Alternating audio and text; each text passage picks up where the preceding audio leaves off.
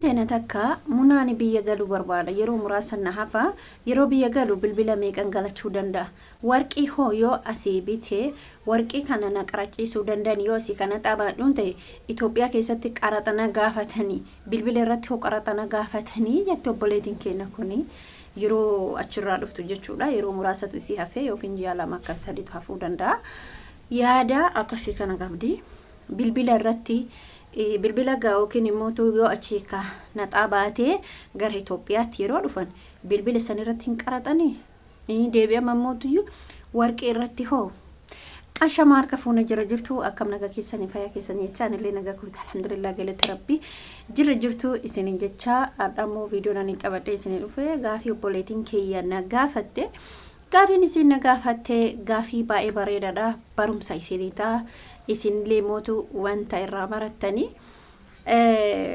gaafiin obboleetiin keenya gaafatte ani gara biyyaa dhufuuf qophiirra jira gara biyyaa yeroo dhufuuf dukanatti warqiin dhufuu barbaaddi akkasuma moobaayilii heddumeessitee galuu barbaaddi na fakkaata isaan kanarratti qaranni yookiin immoo gaafa biyya jirtu san keessaa yookiin Suudii yookiin Kuwait yookiin biyyuma ta'e Bahrain minaaminarra bakkuma ta'e irra gaafa dhuftan bilbila hamma barbaadde galuu ni dandeettana fakkaate warqillee diradhee galaa immoo dhoysee galaanii kajattu loo kan ta'u ta'e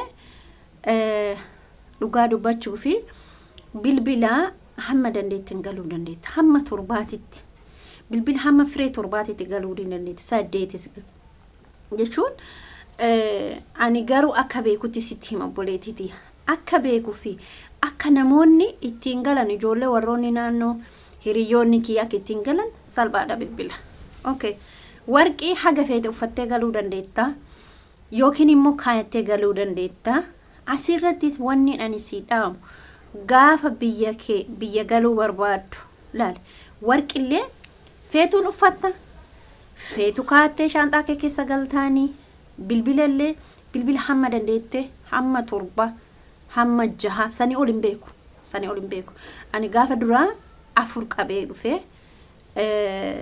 bilbila 4 ture tokko moofaa ture shan maaliif si fakkaate moofaa sunillee keessumaa bilbiluma miti inni faa bilbila guddaadha yaada moofaa ta'e malee hiriyaan tiya takka immoo yookiin mucaan fira keenyaa takkallee jechuudha bilbila 6 qulqulluun galte torba haa gootu waan isin jedheef rakkoon qabuudha fakkeenyaaf ati hojjettuu manaati waan taateef mana namaa hojjettaa biyya arabaa turtee galtee bilbila baay'ee qabachuu dandeetta warqiin immoo wanni itti qaraxamu takka hin jiru feete shaanxaa kee keessa bakka jabduu kaayattee feetu morma keetitti harka keetitti garuu immoo ani yeroo biyya arabaa kana dhuftan warqii kana harkarratti godhatanii burratti asasiin yaaftanii asa hin barbaachisu akka kiyyaatti sababni isaa maayinni morma keetitti yookiin immoo hijaaba godhatuu dandeetta harka kee cic gootee hin ulfaata maaliif jidduu san keessa wayinsi qabachuu dandeeyyin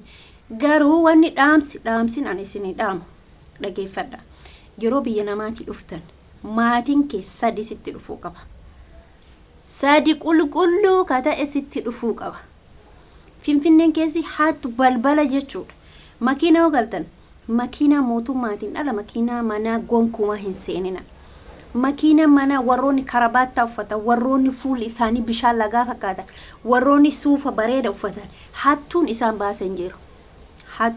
baasan jiru obboleettiitii irra deebiina dhageeffadhu gaafa galuu hedduu ebaluu kiyya hin jedhi maatii kee ala obboleessa keeti yookiin abbaa kee kasitti aanu hin jiru uf hin galaafatin yeroo ammaa namni hin jiru waan ta'eef maatii kee nama sadi sitti dhufuu qaba warqii minaamina jettu bilbila minaamina jettu immoo bakka jabdu shaanxaa ufitti aansitee bilbila keellee warqii keellee kaayachuu qabda warqii kee harkattis dirattus shaanxaa keessa kaa'attus wanni Itoophiyaa keessatti namni warqii qabda moobaayilii hagana qabda qaraxa si barbaachisa jedhu gonkumaa hin jiru okay maalifi ati hojjattee biyyaan baatii dhufta waan ta'e waan feete fidatuu dandeetta waan feete uffatuu dandeetta waggaa meeqa akka achi turte waraqaa kiree paasapoortii keetu hima bara asii baate paasapoortiin kee hima bara galtu dhoosifattee galtaa tikeetii keetii irra jira kanaafuu jechuudha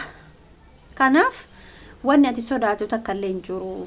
Wanni ani warqii yoo bitadhe mobaayilii haga kana yoo bite hamma 6-7 bilbila korraate galtaan warqii haga barbaadde inshallah guutuu qaama keetitti uffatte warqii wanni asitti qarxaa si gaafatu gonkumaa hin jiru biyya keessatti. Achittis jechuudhaan achittis yoo uffattee baate yoo shanxaa kee keessa keeyattee baates waan haqa keetiin bitatte dayfa keetiin godhatte waan ta'eef wallahi wanni si dhogu takka illee hin jiru sitti hima laala. Kanaaf jechuudha obboleeyyan kiyya dhagaa warroonni gaafii akkana gaggaafatan hedduu takka mucaan gaafii lama na gaafattee turte gaafii lammataa irra itti deebi'ee waa'ee dhimma meeshaalee irraa galchuutti wal qabata. Kanaaf jechuudha obboleeyyan kiyya dhagaa isinii hima hin sodaatina. Meeshaa kee garuu yoo kaargoo godhatu hedde isa viidiyoo taanu isin hojjedha waa'ee warqii fi waa'ee bilbilaatirraati. Waa'ee bilbilaaf warqeeti wanna takka wanni ati sodaattee wanna ati deebitee mootuyyuu ayna harkaa fudhatanii hayi qaraxanatti kafalan. Inni biyya keessatti nama harkaa fudhatu inni qaranni mootummaa qaraxoo mata gagaraa si nyaatu qaraxxallee garuu moomaa inni hattuu biyya kanaati. Hattuun biyya kanaa mootuyyuu si saamti. Kanaaf obboleeyyan tiyya kana wanna sodaatan jirtu hattuu malee nama bira wanna qaraxa mootummaan sodaatina. Qaranni mootummaan barshoo si nyaate garaa si nyaatu. Hattuun bineensi waraabessi dhufee laala ila isinitti hima obboleeyyan kee dhufee nama nagaasi barbaada. Beenaanillee yoo biyyi kee hadaamaa ta'e yoo himutu asiin gara Shashamannee ta'es asiin garuma ta'e haa ta'u bakkuma ta'e haa ta'u jaran bakka kana si geessin ile sitti uf jaja jechuudha. Fayyaalessuma kana jettas fayyaalessuma nama nagaa kana agartee nama nagaa hin jiraa miti. Nama nagaa kan si fakkaata hattuun Finfinnee keessa nama nagaa zaahiratti immoo muchuun si godha. Hattuun hadaamallee akkasuma isinii hima biyya kanatti jechuudha. Amma Finfinnee irraa gisee dhuftee hadaamarraa gara biyya keetii tarii gara Asallaa tarii gara Baalee tarii gara Shashamannees ta'uu danda'a biyyuma ta'e yoo tasaafaruu heddeef jechuudha. Nama nagaa kanatu akkatti sitti irkatee harkuma keessa shaanxama keesseen kiisima keesseen hin jiru war namni gisee amma ufee gadhu sin jechuu barbaade obboleetiiti.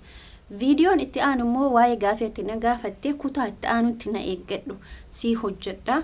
Inshallah sillee rabbiin nagaan si haa fiduu nagaan maatii keetitti si haa galchu. Gaafii bareedduu gaafii jabduu gaafii akkanaa na gaafatte. Gaafiin akkanaa kun isiniifis faayidaadha. Isiniifis warroota hordoftoota kiyyaa barumsa ta'a. Barumsa waan isinii ta'uuf wantoota nu hojjannee gadi dhiifnu isin wanta nu hojjannee gadi dhiifnu irratti nu jabaadha. Dhageeffadha sirnaan jechuudha. Sirnaan gaafa dhageeffattanii jettan immoo isin fayyada. Jabaadhu dhageeffadhu wanna namni viidiyoo namni hojjetu tuffattee biran darbin wantoota mantaan taane yoo ilaalta. Amma gaafina akka mucaa kanaa kun namoota beekatu amma ani gaafa duraatti otoo beeku otoo hiriyoota qabu fakkeenyaaf ijoollee Finfinnee irraa galchan makiinaan galchan ijoollee Oromoo taatee otoo beeku nyaatame jechuudha. Sababa biraatiin nyaatame jechuun sababa namni tokko akkas hin jiraa miti nyaatame.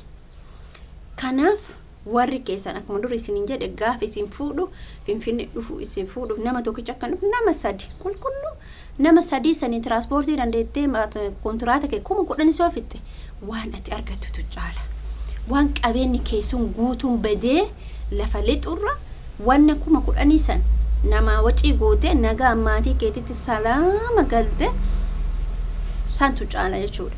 Wanna namni biraa nyaatee hattuun achi asii isaan beeyni dafqaati waggaa meeqaa nyaatte sirraa nyaatu an dhugaa rabbii isiniin jedha. Maaliifi gaaf biyyaan baatiin dhufneetta gaafilee kana gaafa dhageeffattan isiniif barumsa ta'a.